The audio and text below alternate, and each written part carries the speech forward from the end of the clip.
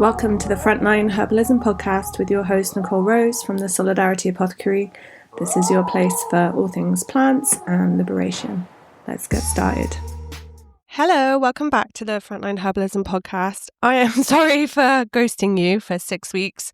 Life has been a bit full on, and if you know me, you know what's been happening, and I'm going to talk about it in a minute. But yeah, this episode, I'm going to record a bit of a review of 2025. I really like doing this because, yeah, it just is like a big thank you to everyone who has like donated or like contributed to their course. For example, the Herbalism, PTSD and Traumatic Stress course literally funds like 95% of the work of the Solidarity Apothecary. So like, I really want to show people who've joined that course that like it is an act of solidarity to join it, and that it has repercussions in terms of like everything I'm able to do. And you know, I just think like, especially in social movements, there's like often not much focus put on like looking back and reflection. And I think that stuff, like I always do like a really thorough kind of life review before I like design my next year, if that makes sense. I mean, I've also got 4 planets in Capricorn, so it's like, I fucking love that shit. And at the end of this episode, I'm going to be talking about a new very sexy, I didn't design it myself, unfortunately. My amazing graphic designer friend designed it for me. But yeah, a new kind of sexy kind of planner, which will just like help you design your year next year and how you can connect with plants and all the things. But I will talk about that later, and I'll put a link in the show notes to where you can get it. It's free.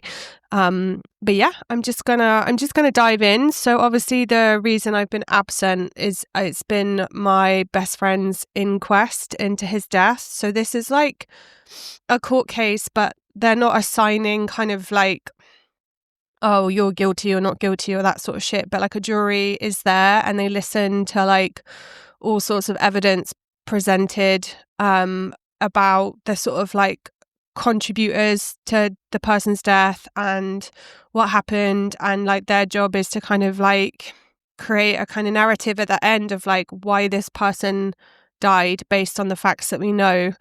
And yeah, so Taylor was my best friend for 14 years, who I met in prison when I was 21 years old. And then I stayed in touch with their entire sentence, basically, until they killed themselves. Sorry, content warning. I will be talking about suicide a little bit. And yeah, like a huge part of the Solidarity Apothecary has been my experiences both in prison myself and supporting people in prison for a really long time, like since I was like 15, 16 years old. Yeah, but Taylor was like a working class trans man on this sentence called the IPP sentence. It's like a really brutal indeterminate sentence for public protection. So basically it's kind of like a life sentence for minor crime. So he just got under 4 years for burglary, for like stealing from his neighbor basically to fund his drug addiction, which, you know, isn't pretty, and he experienced a lot of remorse and regret about that action. But you know, people in active addiction who also live in poverty, like it is kind of part and parcel of that. Anyway, the inquest was like super fucking intense. So obviously had been preparing for it pretty much since Taylor died, and had got in touch with a solicitor team, and yeah, they were going through the kind of processes with me. And then, yeah, it just took a really long time. Like he died in July 22, and then the inquest wasn't until this November. But yeah, just like months of work and calls with the solicitor and the barrister, and answering loads of questions and reading like horrific disclosure of all these statements of people and things. And yeah, it's just, I don't know, it's just been like really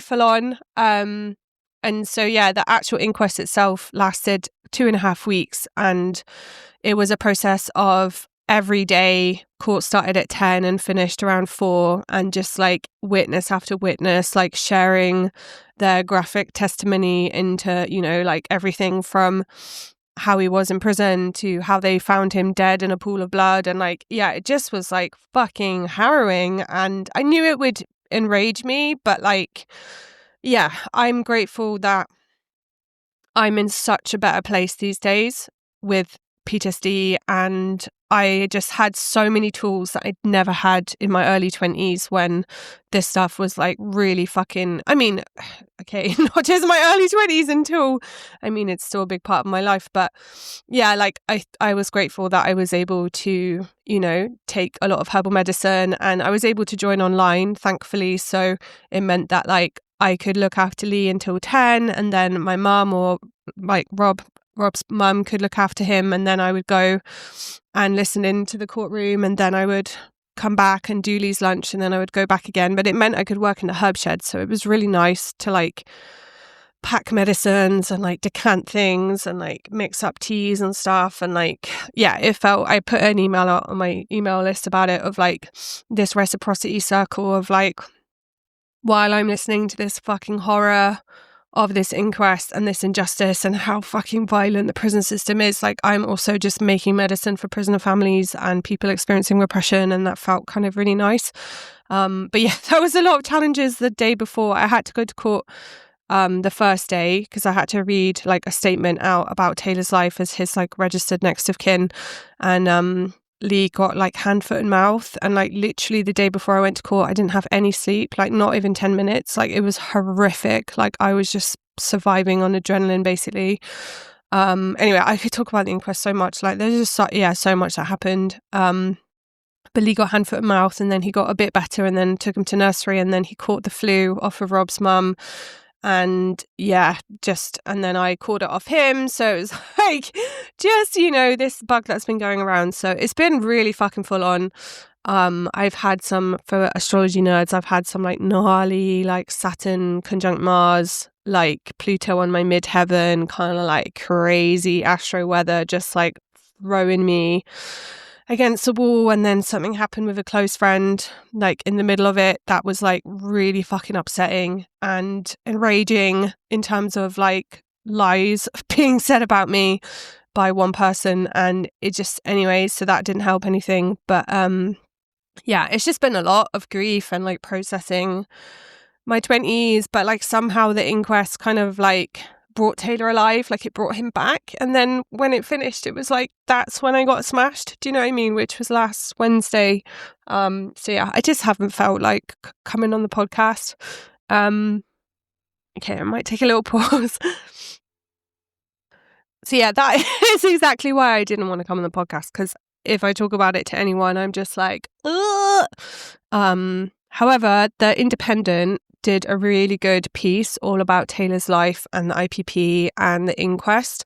I don't normally like work with journalists, like mainstream journalists, because, you know, like mainstream newspapers are just normally like horrifying and just like reproduce all the horrific things in the world. But she came recommended by some like IPP family campaigns, and I knew that Taylor wanted his story out there, and, you know, his story is going to get out there like much more via that route than it is via fucking like Anarchist News or whatever, even though that's like my people. So yeah, I will put a link in the show notes, and if you want to learn more, you can read that piece. Just a trigger warning, it's really fucking upsetting and yeah, not the easiest. But yeah, anyway, so that's been going on. And because of Lee being sick, I haven't been able to work very much. But in the nighttime, you know, in the fucking baby life hustle of working when he's asleep, I have managed to put together this 2025 review post, and I'll put a link to it in the show notes so you can read it. But I'm going to read it and then just like ad lib a bit as I do. So the mission of the Solidarity Apothecary is to materially support revolutionary struggles and communities with plant medicines to strengthen collective autonomy, self-defense and resilience to climate change, capitalism and state violence. Each year I review the work towards this goal. This year I came out of the newborn trenches and into the toddler phase. I'm sorry if you're in the newborn trenches, but the toddler phase is like legit harder. I used to see like Instagram reels being like, just wait till he's a toddler, and I thought there's no way it will be harder, but like, woo, it's a whole new level of exhaustion, but also just, you know, constant fucking joy. You know, that kid is fucking everything to me, and it's just, yeah, brings me endless happiness. But yeah, it's meant that I've been able to reconnect with myself again and focus more on the Solidarity Apothecary and its offerings, which I've loved. On a personal level, the year brought some of the most challenging months of my life, leaving me as a single mother. I will share more when it feels right. And then I talk about the inquest. Yeah, here are some of the things that went down in 2025 with the Solidarity Apothecary. So number one, herbal care packages. Care packages have been sent to people around the world. And like, I'm so fucking stoked that the request form system has just been working so well. Like, it's just reduced like so much work and friction, just having this simple form that people can complete that like answers all my questions. And I think it's also created this like, it's better for people requesting support, like to feel more confident, if that makes sense.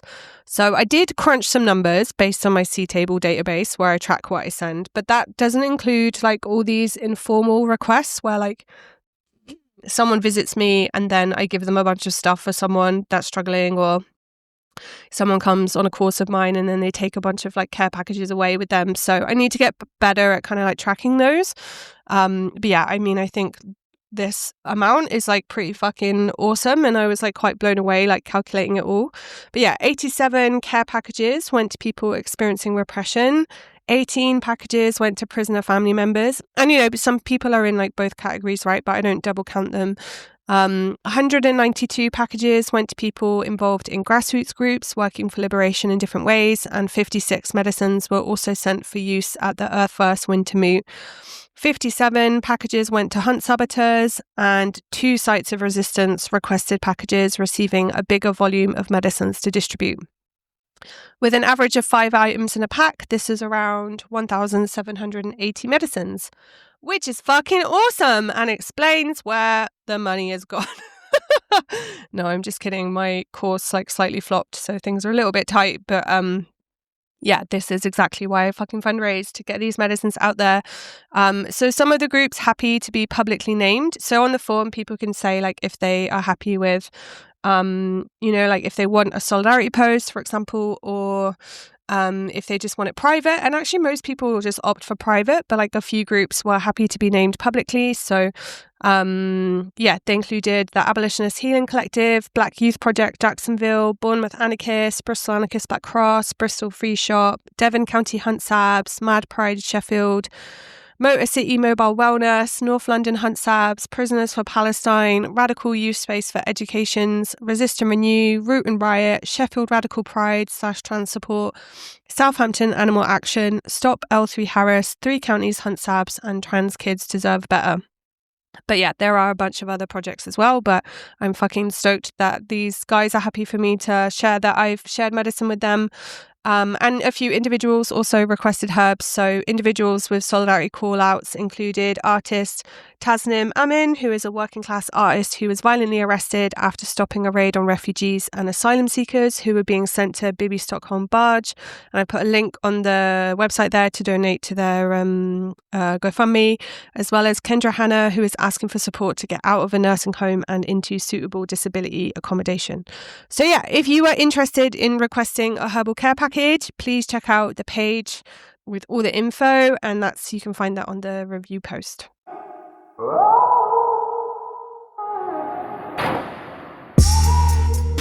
All right, and the next one is distributing the Prisoners Herbal to prisoners worldwide. So if you don't know, the Prisoners Herbal is a book all about herbal medicine based on my experiences in prison. There's like 10 in-depth plant profiles, as well as like a big section about how to use like spices and fruits and veg and stuff like medicinally.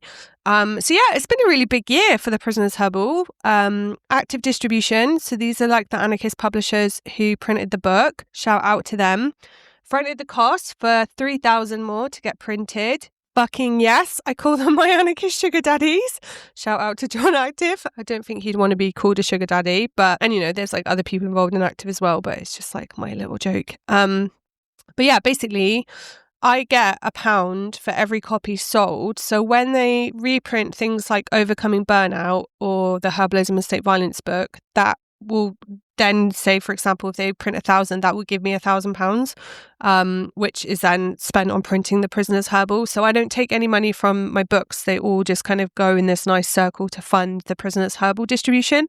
I'm still in like some debt to them for the colouring books and for the Prisoners Herbal, but they're so laid back. I just move them money when I can. But yeah, so they printed 3,000 of them, and 1,000 of them came to the UK, and 2,000 of them made their way across the Atlantic to the US. And some projects received them, including Midwest Books to Prisoners, who are fucking awesome. And Irela from Cosmic Rose Apothecary received them on the East Coast? No, West Coast. Oh my God, my geography is terrible. But I'm so fucking grateful that they just received these like pallets of books and have been getting them out to people in prison. The book was also translated by comrades into Romanian, so I put a link to that. And I've made the translated versions available on my store for the Spanish and Italian versions. And I just can't thank comrades enough who are sort of quietly distributing the books to prisoners across their regions. Yeah, and on the review page is a link to where you can request a copy of the Prisoner's Herbal book. I haven't asked if they're all right to say their name publicly, so I won't, but just the comrade in London who's been like packing and posting books, fucking legend. I do not miss that packing labor. Like, it was years of fucking parcels and post offices, and it's just lush that it just sort of works like a machine, just like other people posting the books, and they enjoy getting them out to people in prison, and we've got a sexy spreadsheet tracking them all, and it's just I'm really grateful for that. But you can still buy the book as an ebook on my site, and like physical copies are available from places like Active Distribution. And I haven't checked if I can share this publicly, but PM Press are going to be printing The Prisoner's Herbal and Herbalism and State Violence, like officially publishing them next year and the year after. I will do like a bigger announcement about that. But I felt like it was a way to kind of make sure that, people were getting access to the books beyond ways that I'm capable of promoting them.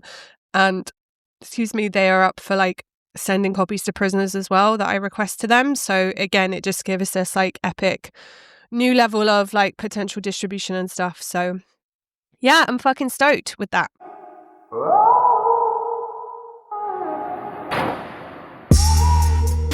All right, so part 3 of this review is Herbal Support Through Repression with the Hawthorne Programme. So this autumn, I launched my first group program called Hawthorne, and oh my God, it was dreamy. For a long time, I've craved a more collective setting in which to offer herbal support where the medicine is in the relationships between each other as well as the plants. So Hawthorne was for people experiencing repression, and obviously I want to safeguard people's confidentiality, but all I can say is the group was like an amazing mix of humans.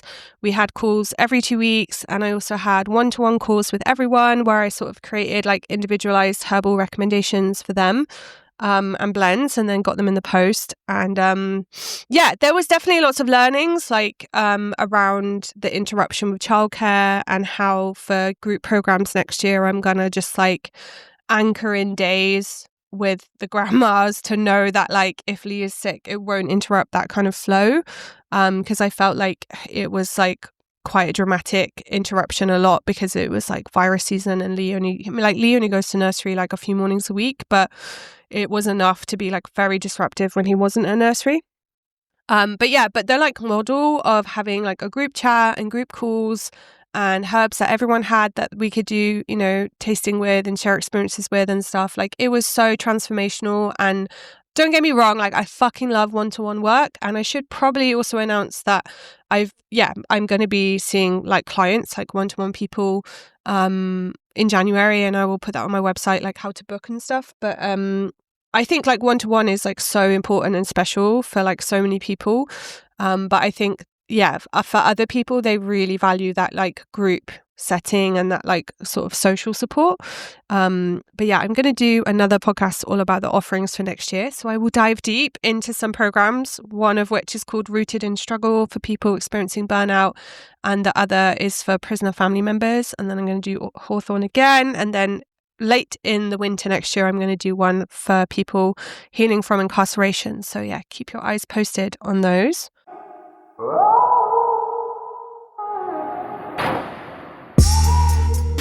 All right, and the next one is the Frontline Herbalism podcast, which you know about because you're listening to it. But it's been a real challenge to maintain. I write on the post about Lee starting nursing. That's quite a good verb, isn't it? I failed basically to make interviews happen.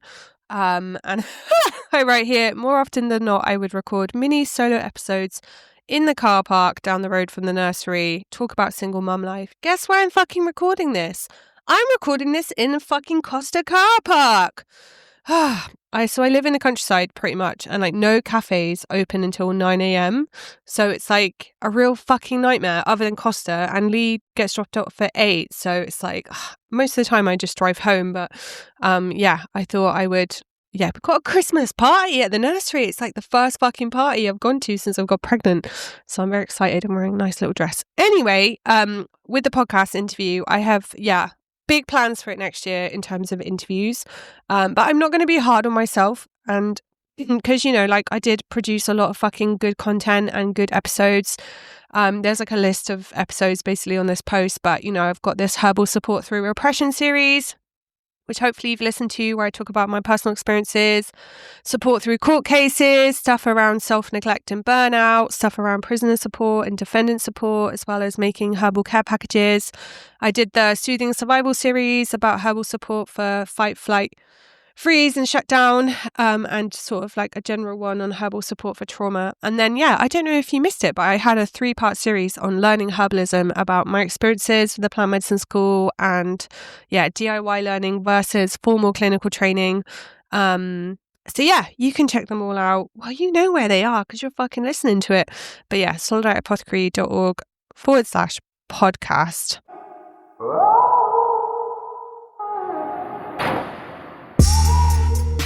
Okay, so section 5 is herbalism courses and workshops. So this year I launched the Herbalism, PTSD and traumatic stress course twice. And I'm really happy that I've anchored in this pattern now of launching with the spring solstice and the autumn solstice, which feels really good. But unfortunately this autumn, Lee was off sick, as I've mentioned, a lot of the time, and pretty much like the whole launch window he was ill. And basically, and I like crunched all the data and I sent like a third less emails. And I basically made like a third less than I normally do. And it's so interesting that it like pretty much correlated, like, because anyway, this is all boring digital marketing nonsense, but like the waiting list was like a similar size to before. The rates that people joined, like the amount, like 75% people join on the Solidarity place, and the average donation is about £25. And like none of that changed, but like literally just not closing on a Sunday really affected the sales, and just not being able to send as many emails basically. So that sucked. But I'm very grateful, obviously, that loads of people fucking joined. And the main reason why I run the course is so that people can, fucking get a handle on fucking trauma and the nervous system and the body, and connect with these incredible plants and nervines and collective responses to traumatic stress and all the things. So I will be launching it again in March. So please, please, please join the waiting list if you're interested in participating in that course. I also taught 2 practical medicine making intensives. So these are like the face-to-face 3-day courses.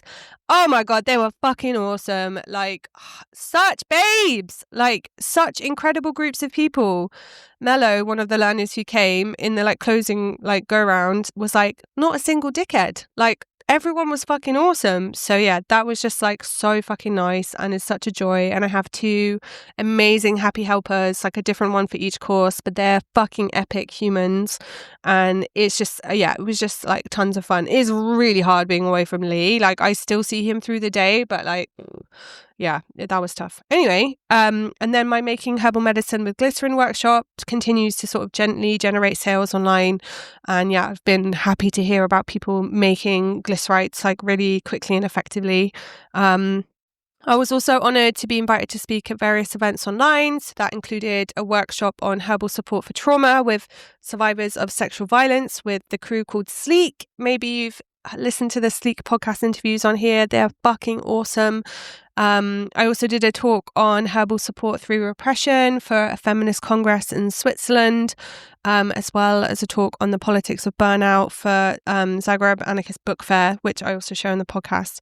And I did a little talk for the Plants, Mushrooms and Resistance Gathering in Romania about the Prisoners Herbal, and they talked about how they translated the book into Romanian, and the gathering sounded so nice, like so fucking lovely and dreamy. Everyone that went has just said it was wonderful. So it's going to happen again this year in Poland in July. So fucking Google that shit and get there if you can. I was also on a panel for the wonderful Project Let's about madness, disability and herbalism. I barely spoke in that panel and I felt bad about getting paid, but I just had to leave early to get Lee to bed, so it was tough. But it was really an honor to be there with the other people. I also, at the very beginning of the year, published a talk on herbalism and border violence, which you can also find on my website and on the podcast. And I've written here, honestly, I cannot say thank you enough for these invitations. Looking after a little human alone can be incredibly isolating. I miss traveling to gatherings and events and experiencing that affinity. So it's nice to be able to join online, however briefly, to get that feeling of connection. So yeah, that is a fucking invitation. Send us your invites. No, I'm just joking. But like, it is true. Like, I fucking miss bopping about, you know? I used to bop around Europe doing tours about different repression cases and fundraising and going to Calais and, you know, and now I'm in a fucking car park, fucking in street, just living my best life. But yeah, any invitations are really, really welcome.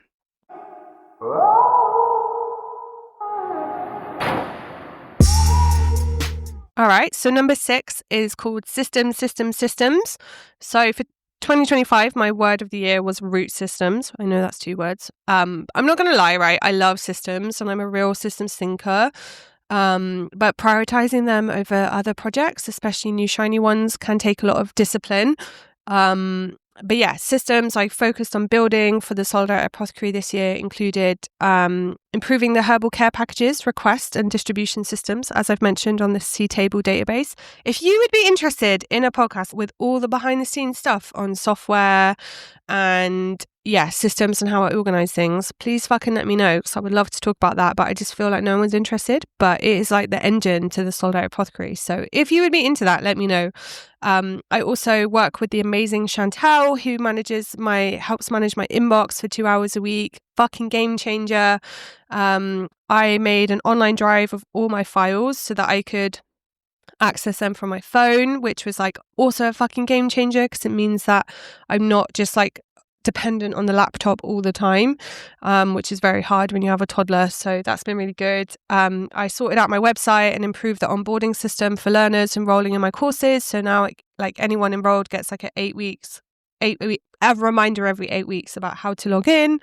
So that's been really good. And I think it's like increased the amount of people that actually work through the course. I set up a frequently asked questions page on my website. Updated the prisoners herbal database thanks to Chantal. Oh my god, that's amazing.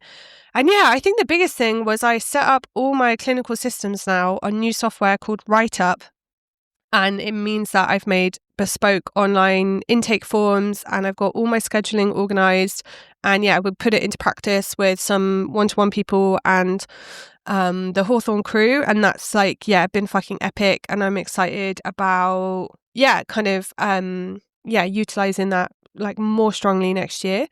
So like this kind of boring behind the scenes stuff, like it is fucking boring, but like, oh my god, it does save you so much time and energy in the long run. And I think when you have a baby, you have to just be fucking ruthless with prioritizing and just optimize as much fucking shit as you can.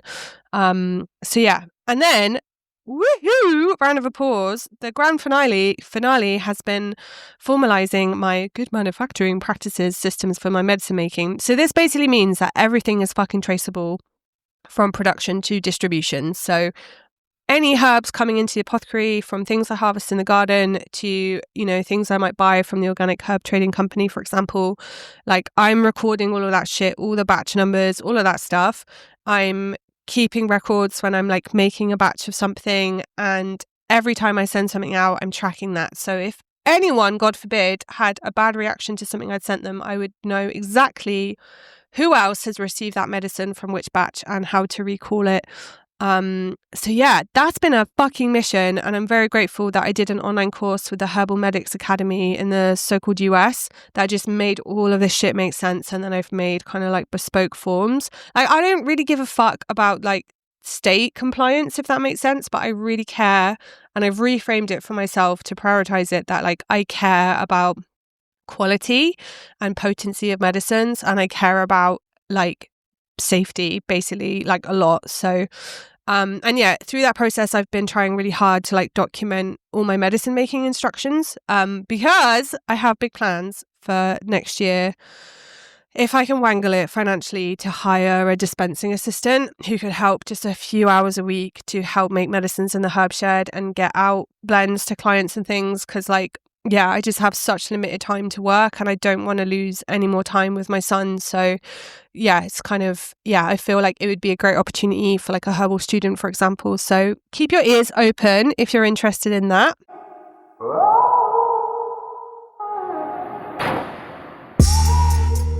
Okay, so the last section is solidarity beyond the Solidarity Apothecary. So I try and see the Solidarity Apothecary as just like one part of a broader solidarity ecosystem, different social struggles, different communities, and like, yeah, just kind of one little niche in this big ecosystem.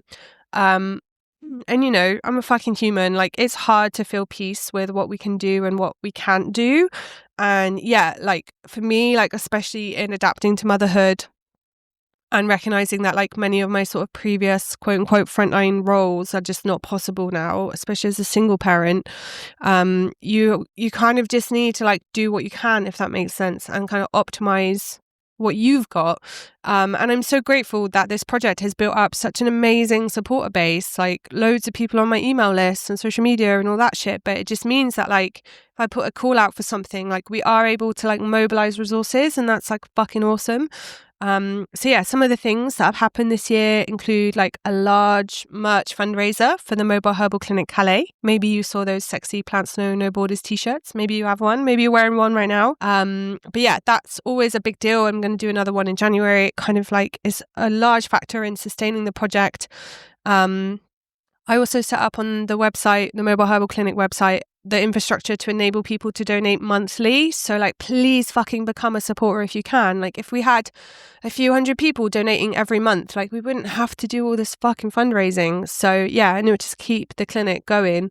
And yeah, I also, for the project, for the Mobile Herbal Clinic, kind of offered to just solidly make the cough syrup, as the main medicine maker Louise was like struggling with it because she makes so much fucking medicine and coordinates volunteers and things. So I've just been holding it down with the cough syrup and literally making fucking hundreds, and I've had some really lovely humans come and help bottle it and, you know, do the marshmallow gloop and stuff. So if you'd like to do that in 2026, please hit me up. Also raise funds for the project in Mexico for the Plants No Borders fundraiser. I did a ebook fundraiser for a family in Gaza that raised over £1,000, and I also participated in this Seeds of Solidarity funding drive for Sudanese and Palestinian farmers, which raised like $1,000 Canadian dollars. So yeah, and yeah. Sorry, I'm just aware of time because I'm getting cold and I'm in this fucking car park. But yeah, the other project and I've also tried to promote the Gawabamin Herbal Street Clinic fundraiser. So this is an amazing herbal clinic in so-called Canada, and I've put it on my podcast already and my newsletter and my Instagram, but they're still really struggling to get enough donations to keep going. So please check out the link on this review page for that. And yeah, just hit me up if there's ever any sort of like herbal related projects that I can share on my kind of networks, if that makes sense. The other thing I've been stoked to be involved with is No Borders Herbals, which I also did a podcast about in the Global Herbal Solidarity episode. And I would really love to do some interviews with folks involved in it, and also with folks that are resisting like border violence in the Balkans. But yeah, No Borders Herbals is a self-organised project of grassroots herbalists and organisers distributing herbal medicine packs to people on the move along the Balkan route. Rooted in mutual aid and solidarity, the project supports people facing border violence and denied access to healthcare. So our gorgeous t-shirts, our fucking Plants Won't Follow Your Law and Order t-shirts, raised over £1,700. And yeah, we're definitely still up for people getting involved. So I've put a link to that there. And then, I always include a little bit of goal accountability of things I did achieve and didn't achieve, but I didn't bother doing it thoroughly because most of them are integrated in what I've just read out. But things that I did not achieve were redesigning my herb garden. When the fuck I thought I would do that, I don't know. Doubling the enrollment in the Herbalism, PTSD and traumatic stress course. I'm just not there with like having a big enough waiting list for that. Being involved in some kind of herbal harm reduction project locally. Fucking love to do more local things herbally. So if you were involved in any groups in Somerset, please contact me, because now Lee's in nursery, like that stuff is becoming more possible. Organising a prisoner solidarity training didn't happen. Get fit postpartum. Oh my gosh. So I've lost a lot of weight, which I'm not fucking fat phobic, but I'm just saying like I'm in my body how I want to be in my body, if that makes sense, and what feels good to me. But like how people manage to do fucking workouts with a toddler, no idea, like literally no idea. So give me some tips. Get surfing and paddleboarding in Cornwall. Yeah, just fucking fantasy right now, unfortunately, unless I have more childcare help. And then there's like a list there of things that I decided to not do, which I'm not going to read out because I've been talking for fucking ages. But yeah, as always, I just want to say thank you so fucking much to everyone who supported this project and this work. It's such a weird fucking hybrid of like a lot of solo work, but like fuckloads of collaboration and getting involved in different things. And then, I'm not a fucking charity or a workers co-op. I'm like a sole trader, but then I'm also doing loads of solidarity stuff. And I know it's like a weird model, but like somehow it's like fucking working and is enabling a lot of fucking impact. And I'm just so grateful to everyone that has supported, like contributed to a course or made a donation or like just shared something on social media or forwarded my email to someone or just sent me a fucking email. Like through the inquest, like people sent me such beautiful emails. Like I could cry at how compassionate and loving these emails were and how held I felt by people. Like I had a whole little signal group of fucking babes that were just amazing through the inquest. So I'm so grateful to that. Oh my God, I'm going to cry. But yeah, it's been a full-on year. I don't think I'll be able to get out any other podcasts right now. But I'm going to announce like a kind of plans post with things and offerings for next year. So look out for that. And oh my God, I've forgotten to talk about the planner. So yeah, fucking this sexy planner has all the reflection questions you need to design your year next year in terms of which plants you'd like to connect with, which medicine making skills you'd like to develop, how can you meet like plant nerd queer babes, like all the things. Okay, it doesn't frame it like that, but there's a section on like how to find your people, as well as questions around like herbalism in action and like what would you like to how would you like to kind of give back, right, to the plants. So I will put a link in the show notes to it. I'm going to promote it properly in January, but I know that like people get ahead of the curve and are in a like reflective space now, even though it's like stupid, ridiculous Christmas time where everyone is just like, ugh, family trauma. But if you've got 10 minutes and you're on your fucking phone and you want to download it and check it out, please. It is a fucking beautiful resource that I think will help people with their herbal journeys. So yeah, check that out. And thank you for listening. Okay, bye. Thanks so much for listening to the Frontline Herbalism podcast. You can find the transcript, the links, all the resources from the show at solidarityapothecary.org/podcast.